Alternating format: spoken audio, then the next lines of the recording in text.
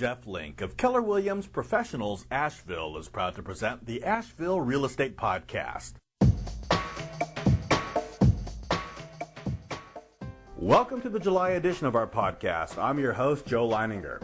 Larger housing inventories bring a lot of opportunity, and many investment-minded buyers are looking for deals they can flip.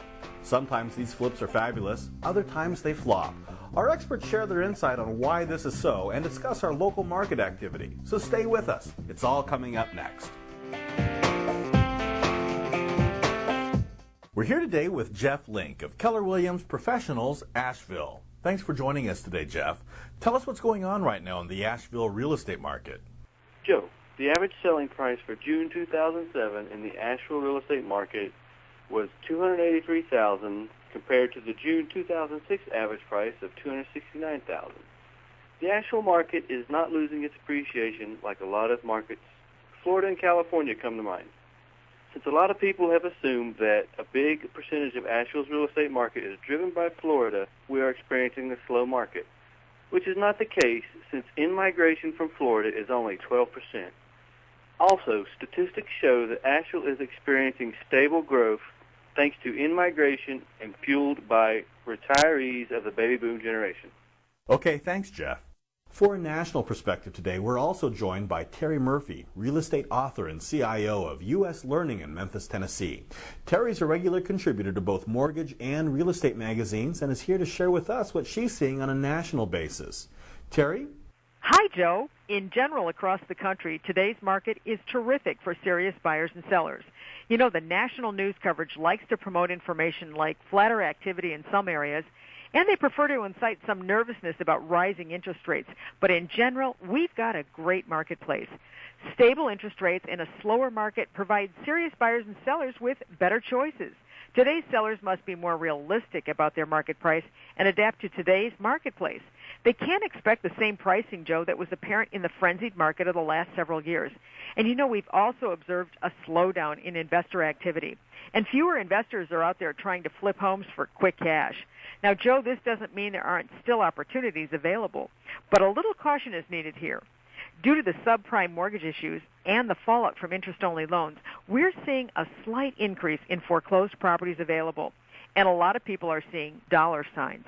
You know, it's important for us to be smart about buying one of those properties for a quick sale so you don't get burned by having your flip turn into a financial flop.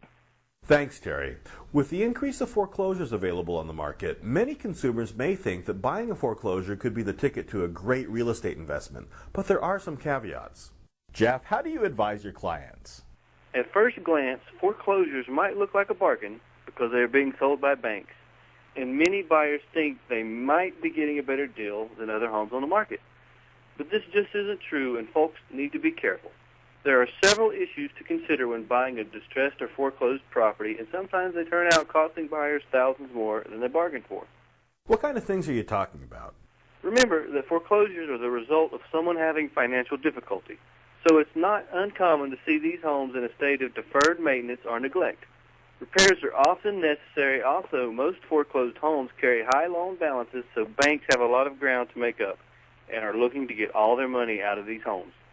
In the end, you are likely to find a better deal on a similar property in better condition from a seller who has flexibility to negotiate. So how do you advise buyers in their approach to real estate investment? There are some basic key strategies for both to be aware of.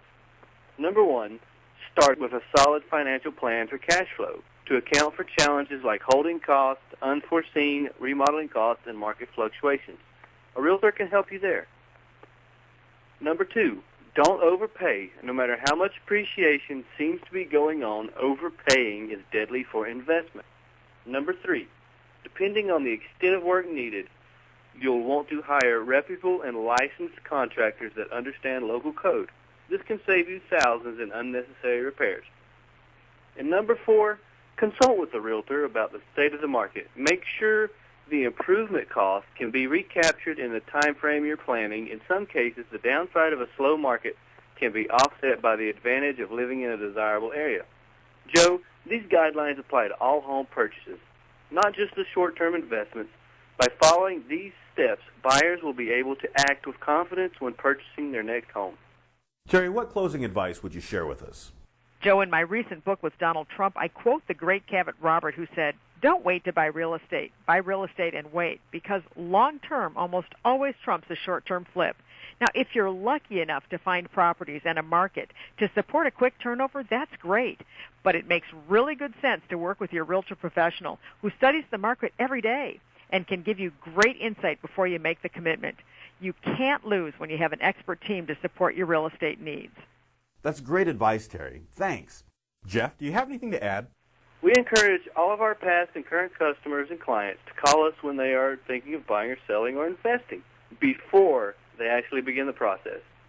We're only too happy to share our expertise and our team of experts to make their sale or purchase a smart choice.